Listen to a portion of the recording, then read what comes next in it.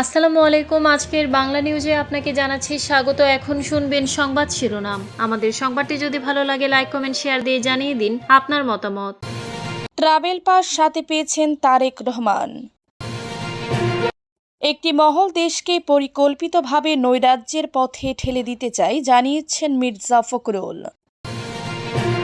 ওসমান হাদির মৃত্যুর দায় সরকারকে নিতে হবে জানিয়েছেন রুমিন ফারহানা। ওসমান হাদিকে হত্যা বিচ্ছিন্ন ঘটনা হলে গুরুত্বপূর্ণ ঘটনা কোনটি? প্রশ্ন মুফতি সৈয়দ মোহাম্মদ রেজাউল করিমের। প্রথম আলো ডেইলি স্টার ও ছায়ানটে হামলা পরিকল্পিত সন্ত্রাসী ঘটনা জানিয়েছেন বিপ্লবী ওয়ার্কার্স পার্টি। ওসমান হাদি হত্যাকাণ্ডে নিরপেক্ষ স্বচ্ছ তদন্ত চাই জাতিসংঘ। ট্রাভেল পাস হাতে পেয়েছেন তারেক রহমান। দেশে ফিরতে ট্রাভেল পাস হাতে পেয়েছেন বিএনপির ভারপ্রাপ্ত চেয়ারম্যান তারেক রহমান। শুক্রবার ১৯ ডিসেম্বর বিকেল ৫:৩০টার দিকে এই খবর নিশ্চিত করেছেন তারেক রহমানের মেয়ে জাইমা জারনাস রহমান। তিনি ফেসবুকে লিখেছেন, আলহামদুলিল্লাহ বাবা আজ কিছুক্ষণ আগে ট্রাভেল ডকুমেন্ট হাতে পেয়েছেন। প্রায় ১৮ বছর লন্ডনে অবস্থানের পর আগামী ২৫ ডিসেম্বর দেশে ফিরবেন বিএনপির ভারপ্রাপ্ত চেয়ারম্যান তারেক রহমান। এজন্য ১৮ ডিসেম্বর তিনি ট্রাভেল পাসের জন্য দ্রুতাবাসে আবেদন করেছিলেন তিনি। এদিকে বিগত কয়েকদিনের তুলনায় বিএনপির চেয়ারপারসন বেগম খালেদা জিয়ার শারীরিক অবস্থা আরও বেশি স্থিতিশীল বলে জানিয়েছেন চিকিৎসক। শুক্রবার বিকেলে সংবাদ সম্মেলনে এ তথ্য জানিয়েছেন বিএনপির চেয়ারপারসনের ব্যক্তিগত চিকিৎসক ও দলের স্থায়ী কমিটির সদস্য অধ্যাপক ডাক্তার এজেডএম জাহিদ হোসেন।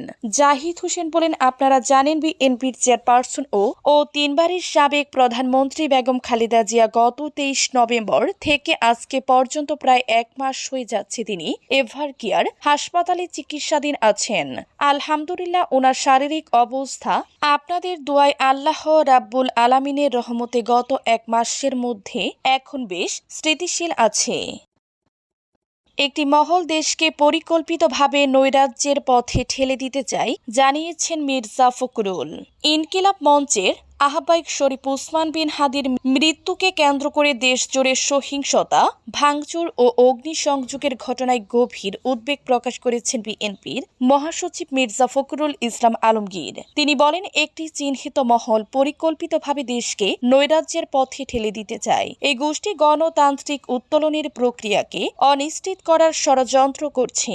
আজ শুক্রবার রাতে রাজধানীর গুলশানে বিএনপির চেয়ারপারসনের রাজনৈতিক কার্যালয়ে আয়োজিত এক সংবাদ সম্মেলনে একথা বলেন দলটির মহাসচিব। এর আগে সেখানে বিএনপির স্থায়ী কমিটির সদস্য বৈঠক হয়।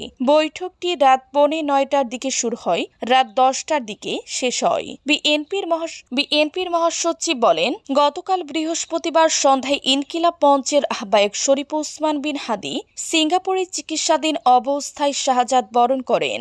এই হত্যাকাণ্ডের তীব্র নিন্দা জানাচ্ছি এবং অবিলম্বে হত্যাকারীদের গ্রেফতার ও বিচারের দাবি জানাচ্ছি। ওসমান হাদির মৃত্যুর দায় সরকারকে নিতে হবে জানিয়েছেন রুমিন ফারহানা। বিএনপির সহ আন্তর্জাতিক বিষয়ক সম্পাদক ব্যারিস্টার রুমিন ফারহানা বলেছেন, ওসমান হাদির মৃত্যুর দায় সরকারকে নিতে হবে। বাংলাদেশের আইন শৃঙ্খলা পরিস্থিতি, বিশেষ করে ঢাকা শহরের আইন শৃঙ্খলা যে অবনতি ঘটেছে তার দায়ও এই সরকারকেই নিতে হবে। শুক্রবার ১৯ ডিসেম্বর সন্ধ্যায় ব্রাহ্মণবাড়িয়ার সরাইল উপজেলার বেডঘর বাজার বালুর মাঠে বেগম খালেদা জিয়া মুক্তি কামনা এবং তারেক রহমানের ৩১ দফা বাস্তবায়নের লক্ষ্যে আয়োজিত মতবিনিময় সভায় প্রধান অতিথির বক্তব্যে তিনি এসব কথা বলেন। তিনি আরো বলেন, আমাদের মধ্যেও ভয় তৈরি হয়েছে। শোনা যাচ্ছে ৫০ থেকে ৬০ জন এমপির একটি তালিকা তৈরি করা হয়েছে। নির্বাচনী পরিবেশ অস্থিতিশীল করার জন্য তাদের উপর হামলার পরিকল্পনা রয়েছে। হায়াত মৌতের মালিক আল্লাহ, হেফাজতের মালিকও আল্লাহ, কিন্তু তাই বলে সরকার তার দায় এড়াতে পারে না। পানিশ্বর ইউনিয়ন বিএনপি ও অঙ্গ সহযোগী সংগঠনের আয়োজিত সভায় রুমিন ফারহানা বলেন, জাতীয় নির্বাচনের আগে কার কার বাড়িতে অবৈধ অস্ত্র আছে এবং কার হেফাজতে অবৈধ অস্ত্র রয়েছে সেগুলো খুঁজে বের করতে হবে। পুলিশের পাশাপাশি প্রশাসন ও আইন শৃঙ্খলা রক্ষাকারী বাহিনীকে কার্যকর ভূমিকা রাখতে হবে। ২০২৪ সালের ৫ আগস্টের পর থানা থেকে লুট হওয়া অস্ত্র যদি কারো কাছে পাওয়া যায় তাহলে অবশ্যই তাকে আইনের আওতায় আনতে হবে। ওসমান হাদিকে হত্যা বিচ্ছিন্ন ঘটনা হলে গুরুত্বপূর্ণ ঘটনা কোনটি? ইসলামী আন্দোলন বাংলাদেশের আমির মুফতি সৈয়দ মোহাম্মদ রেজাউল করিম বলেছেন, স্বাধীনতার পর থেকে দেশকে নিয়ে নানা ষড়যন্ত্র চলছে। ন্যায়ের পক্ষে ও কল্যাণের পক্ষে কথা বলা ওসমান হাদির মতো একজন মেধাবী যুবককে দিনে দুপুরে গুলি করে হত্যা করা হয়েছে। তাই দেশের আইন শৃঙ্খলা পরিস্থিতি সুন্দর হয়েছে এ কথা বলা যায় না। এই ঘটনাকে নির্বাচন কমিশন বিচ্ছিন্ন ঘটনা বলেছে। আমরা সেই বক্তব্য ঘৃণা ভরে প্রত্যাখ্যান করি। একই সঙ্গে নির্বাচন কমিশনের কাছে প্রশ্ন, এটি যদি বিচ্ছিন্ন ঘটনা হয় তবে গুরুত্বপূর্ণ ঘটনা কোনটি? ওসমান হাদি হত্যার পর থেকে সারা দেশের সম্ভাব্য প্রার্থীরা শঙ্কার মধ্যে রয়েছেন। শুক্রবার রংপুর টাউন হলে ইসলামী ছাত্র আন্দোলন জেলা ও মহানগর কমিটির সম্মেলনে প্রধান অতিথি হিসেবে যোগ দিয়ে সাংবাদিকদের প্রশ্নের জবাবে তিনি এসব কথা বলেন। রেজাউল করিম বলেন, ওসমান হাদিকে হত্যার মাধ্যমে ষড়যন্ত্রকারীরা দেশকে অস্থিতিশীল করতে এবং জাতীয় নির্বাচনকে প্রশ্নবিদ্ধ করতে চায়। দেশের ভিতরে যেন সুন্দর পরিবেশ না থাকে, সেই নীল নকশা অনুযায়ী পরিকল্পিতভাবে তাকে হত্যা করা হয়েছে। প্রথম আলো, ডেইলি স্টার ও ছায়ানটে হামলা পরিকল্পিত সন্ত্রাসী ঘটনা জানিয়েছেন বিপ্লবী ওয়ার্কার্স পার্টি। দুই সংবাদপত্র প্রথম আলো ও দ্য ডেইলি স্টার কার্যালয় এবং ছায়ানটে অগ্নিসংযোগ ও ভাঙচুরের ঘটনাকে পরিকল্পিত সন্ত্রাসী ঘটনা হিসেবে আখ্যা দিয়ে তীব্র নিন্দা ও প্রতিবাদ জানিয়েছে বাংলাদেশের বিপ্লবী ওয়ার্কার্স পার্টি। আজ শুক্রবার গণমাধ্যমে পাঠানো এক বিবৃতিতে দলটি নিউ এজ সম্পাদক নুরুল কবিরের উপর হামলারও নিন্দা জানায়। বিবৃতির শুরুতে গুলিবিদ্ধ হওয়ার পর সিঙ্গাপুরে চিকিৎসাধীন অবস্থায় মারা যাওয়া ইনকিলাব মঞ্চের আহ্বায়ক শরীফ ওসমান বিন হাদির প্রতি গভীর শোক প্রকাশ করা হয়। বিবৃতিতে দলের সাধারণ সম্পাদক সাইফুল হক বলেন, এসব সন্ত্রাসী ঘটনার দায়িত্ব সরকারকে বহন করতে হবে। সরকারের নজিরবিহীন ব্যর্থতা ও নিষ্ক্রিয়তার কারণে একের পর এক অনাকাঙ্ক্ষিত ঘটনা ঘটছে। তিনি বলেন, অভ্যুত্থান পরবর্তী বাংলাদেশে আবার কোনো ফ্যাসিস্ট উগ্রবাদের অবকাশ নেই। ওসমান হাদি হত্যাকাণ্ডে নিরপেক্ষ স্বচ্ছ তদন্ত চাই জাতিসংঘ।